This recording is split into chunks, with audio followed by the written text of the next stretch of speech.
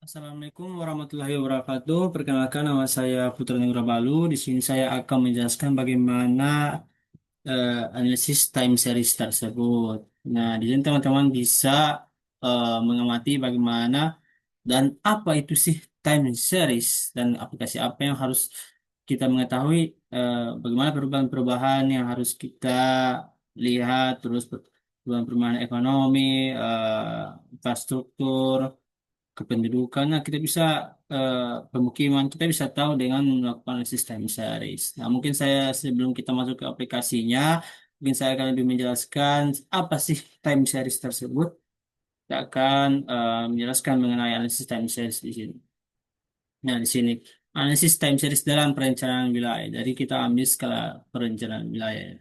Lebih ke masuk ke anak perencanaan wilayah. Oke, mungkin kita langsung masuk.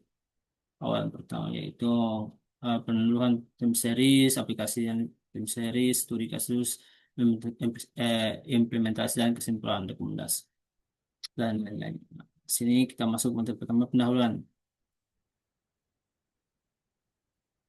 Next. Nah,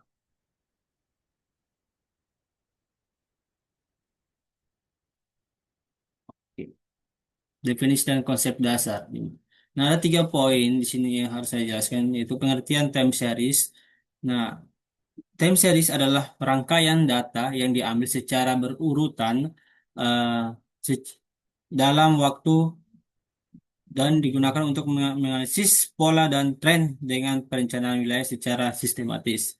Nah, komponen-komponen time series yaitu dalam pengertiannya itu tren, musiman, siklus, dan random, di mana analisis time series ini meliputi komponen tren, terus itu yaitu pergerakan jangka panjang, terus musiman yaitu pola berulang tiap musim, terus sik- siklus yaitu fluktuasi jangka menengah, dan random itu variasi tidak terduga.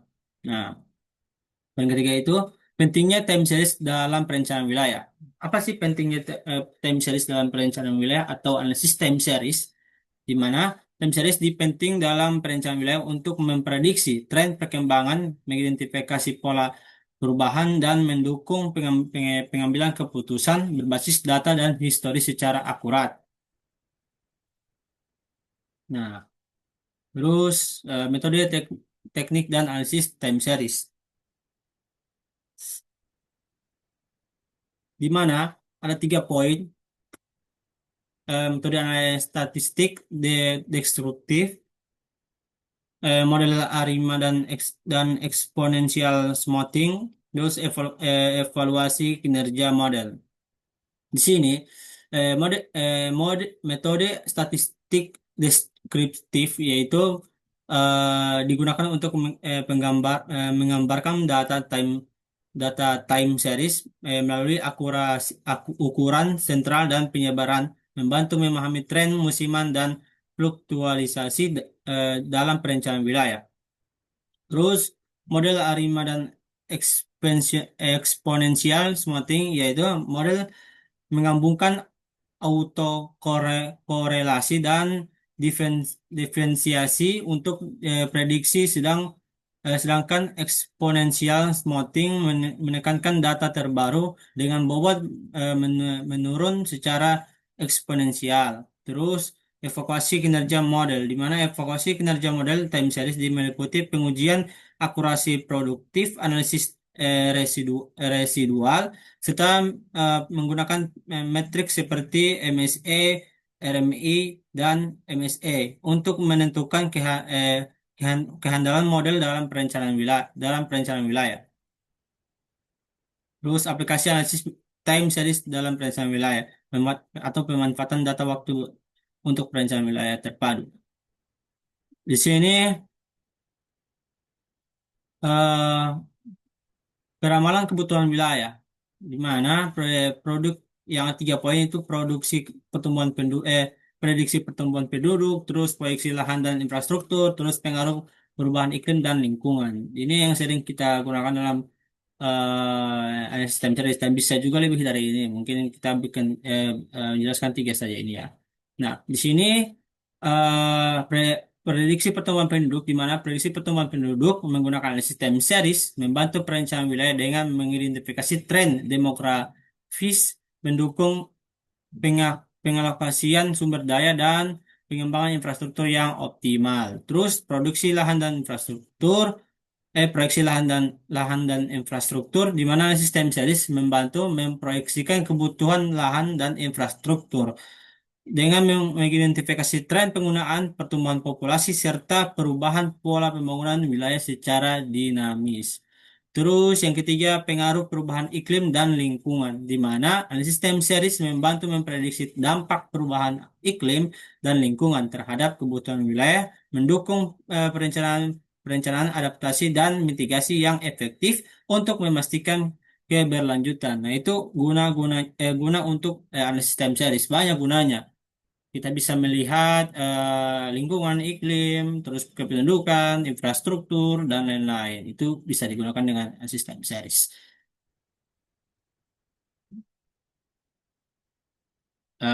Monitoring dan evaluasi perencanaan.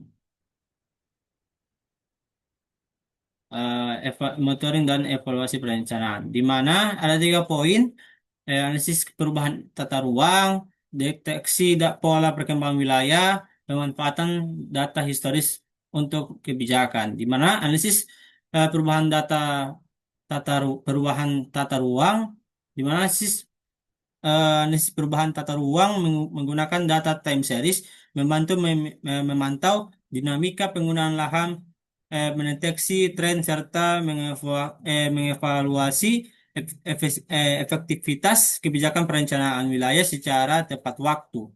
Nah, yang kedua itu analisis time series membantu mendeteksi pola pembangunan wilayah dengan memantau tren perubahan ekonomi, sosial, dan lingkungan secara berkelanjutan untuk mendukung pengambilan keputusan perencanaan yang tepat.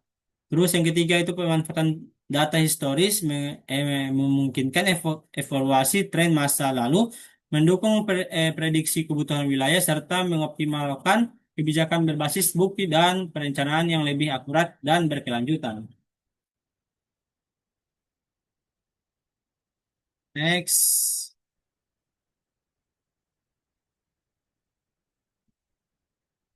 studi kasus dan implementasi. Itu fungsi kasus perencanaan kota, di mana sistem series dalam kependudukan kota, analisis sistem series analisis time series data kependudukan kota menunjukkan tren pertumbuhan populasi, pola mitigasi, serta prediksi kebutuhan infrastruktur dan layanan publik untuk perencanaan kota yang berkelanjutan. Ini yang bisa digunakan di perencanaan kota dengan analisis time series. Terus evaluasi infrastruktur berdasarkan data historis. Nah, ini juga bisa digunakan dengan analisis time series, di mana analisis data historis infrastruktur membantu mengidentifikasi tren penggunaan dan kebutuhan perbaikan sehingga mendukung pengambilan keputusan perencanaan kota yang efektif dan eh, berkelanjutan. Nah, di sini kita bisa mengetahui bahwasanya analisis time series itu banyak kegunaannya. Tidak hanya mentok sebagai melihat infrastruktur saja, di mana kita bisa melihat bisa membuat perencanaan kota dengan lebih bagus lagi, lebih modern lagi dengan melihat kondisi lahan, kondisi historis kependudukan, dan lain-lain. Terus implementasi teknologi dan analisis. Nah, di mana ada penggunaan GIS dan Big Data. Di sini kita bisa menggunakan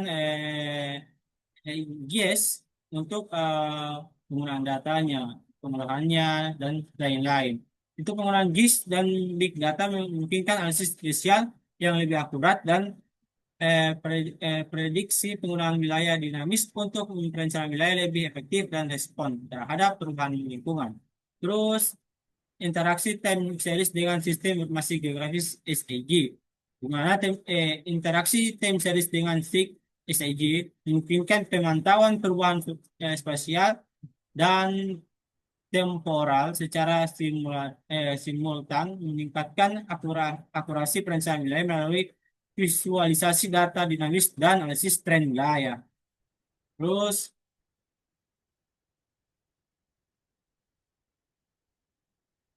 ringkasan temuan analisis di mana efektivitas time series dan dalam perencanaan wilayah dan kendala dan tantangan dalam analisis sini eh, ringkasannya itu efektivitas time series dalam perencanaan wilayah itu analisis time series terbukti efektif memprediksi tren pembangunan wilayah mendukung dan mengambil keputusan berbasis data dan meningkatkan akurasi perencanaan jangka panjang. Yang kedua itu kendala dan tantangan dalam analisis. Nah, di sini kendalanya ialah meliputi data tidak lengkap, fluktuasi musiman yang kompleks, terus keterbatasan metode analisis, terus eh, sehingga memerlukan interaksi teknis dan peningkatan kualitas data ya, untuk hasil lebih akurat. Ya, juga di sini juga bisa ada kendala-kendala yang dapat mempengaruhi kita tidak akan kurang bagus dalam sistem series dengan ada kendala-kendala tersebut. Terus rekomendasi kebijakan dan pengembangan, di mana ada tiga rekomendasi di sini adalah strategis peningkatan akurasi peramalan, terus penguatan data dan infrastruktur teknologi, terus penyusunan kebijakan berbasis data dan time series. Di mana yang pertama itu mengintegrasikan model hybrid, pemanfaatan data real time dan peningkatan kapasitas SDM untuk memperbaiki kualitas data dan model guna meningkatkan akurasi peramalan wilayah secara berkelanjutan. Terus yang kedua itu penggunaan data infrastruktur dan teknologi, di mana penggunaan data dan infrastruktur teknologi diperlukan untuk meningkatkan akurasi analisis, mendukung pengambilan keputusan berbasis data, dan mempercepat implementasi kebijakan perencanaan wilayah yang efektif. Terus penyusunan kebijakan berbasis data time series, di mana penyusunan kebijakan berbasis data time series yaitu meningkatkan akurasi perencanaan wilayah dengan prediksi tren pendukung pengambilan keputusan dinamis dan responsif terhadap perubahan kondisi ekonomi dan lingkungan.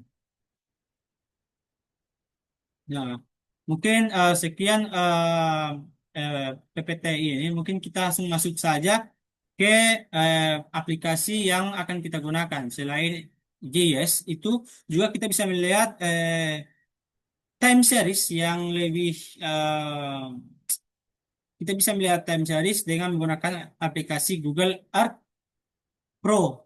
Nah, di sini kita langsung saja masuk ke Google Earth Pro.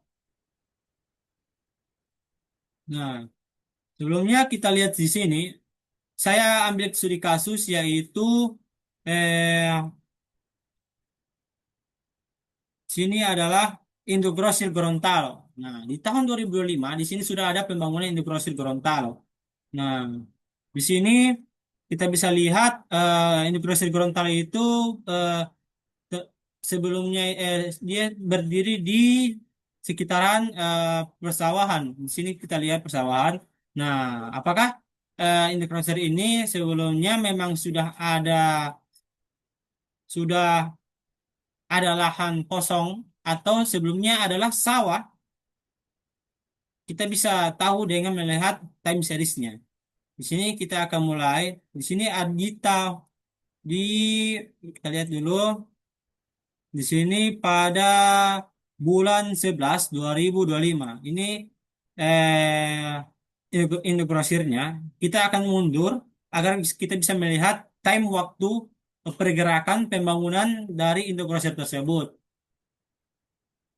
Nah, kita lihat di sini kita mundur di tahun masih tahun 2025 tapi di bulan 2 di sini memang dari eh,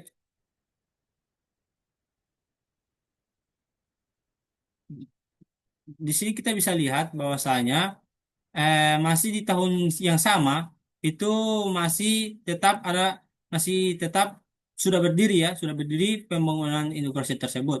Namun kita bisa lihat lagi, kita undur lagi. Nah, di sini pada tahun 2024 di sini ternyata masih dalam belum ada pembangunan tapi masih penetapan lahan saja masih ada penetapan lahan saja. bahwa di sini akan dibangun Indogrosir. Nah, di sini terus kita akan mundur lagi. Nah, ini dia. Nah, berarti dalam secara tidak langsung ternyata Indogrosir tersebut sebelumnya memang itu belum ada sebelumnya itu memang ada adalah sawah, sawah, sawah di sini sebenarnya dulunya. Nah, terus di tahun 2025 itu sudah ada penetapan di bulan 2-nya. Kita bisa lihat di sini bulan 2 itu 2024 bulan 2 itu sudah ada penetapan pembuatan lahan untuk pembuatan Indogrosir sudah ada. Nah, terus kita lanjut lagi di tahun 2025 ternyata sudah jadi. Sudah ada Indogrosir. Namun kita tidak bisa menyalahkan pembangunan Indogrosir ini karena memang secara tidak langsung bahwa bahwasanya di kota Gorontalo itu memang itu memang penetapan apa namanya itu ya, untuk lahan pertanian itu kalau tidak salah itu di 100 hektar saja, 100 hektar atau 100 hektar lebih. Nah, mungkin akan ada penurunan untuk penetapan lahan pertanian. Jadi memang memang sudah ditetapkan bahwasanya beberapa lahan pertanian itu sudah ada penetapan pembangunannya. Makanya tidak ada salahnya adanya pembangunan industri tersebut. Memang bahwasanya kota itu dikenal dengan kota yang banyak dalam perdagangan. Nah, nah untuk itu makanya untuk lahan pertanian itu akan dikurangi lebih, bahkan lebih kurang dari 100 hektar. Bisa saja sampai 40 hektar. Nah, mungkin akan lebih sedikit. Tapi itu bukan faktor yang faktor yang apa ya namanya? Faktor yang merugikan kota tersebut. Ini akan berdampak positif bagi kota tersebut, Kota Gorontalo. Namun, tidak bisa melihat dari sisi kita juga bisa melihat dari sisi lingkungan. Dengan adanya pergeseran atau pemanfaatan eh, pemanfaatan lahan pertanian ini akan menjadi sebagai lahan-lahan dalam eh, seperti pembuatan grosir dan infrastruktur lainnya itu kita kita harus melihat dari sisi lingkungannya bahwasanya lingkungan tersebut harusnya apa namanya dijaga. Namun kita tetap tidak bisa menyalahkan itu bahwasanya memang kota Gorontalo itu seperti kota-kota lainnya bahwa kota itu memang sudah ditetapkan bahwa saya kota sebagai kota dalam perdagangan dan jasa. Kalau untuk pertanian dan sebagainya itu harusnya ada di kabupaten dan sebagainya. Tapi untuk bisnis dan perdagangan dan jasa itu harus ditetapkan di Kota Gorontalo atau di bagian perkotaan. Jadi untuk pemanfaatan lahan pertanian itu memang diwajibkan, memang sudah dan bahkan sudah ada penetapan lahan ini akan dibangun apa, lahan ini akan dibangun apa itu sudah ditetapkan. Jadi tinggal kita akan menunggu waktunya saja untuk melihat bahwasanya Kota Gorontalo akan sangat kurang untuk dalam adanya sawah, terus pokoknya lahan-lahan yang ada pertaniannya akan sangat-sangat berkurang. Dan itu memang hal yang kita tidak bisa bantahkan ya teman-teman. Mungkin sekian hasil presentasi saya mengenai analisis time series. Mungkin yang jika ada salah kata dan pengucapan dimohon maafkan. Wassalamualaikum warahmatullahi wabarakatuh.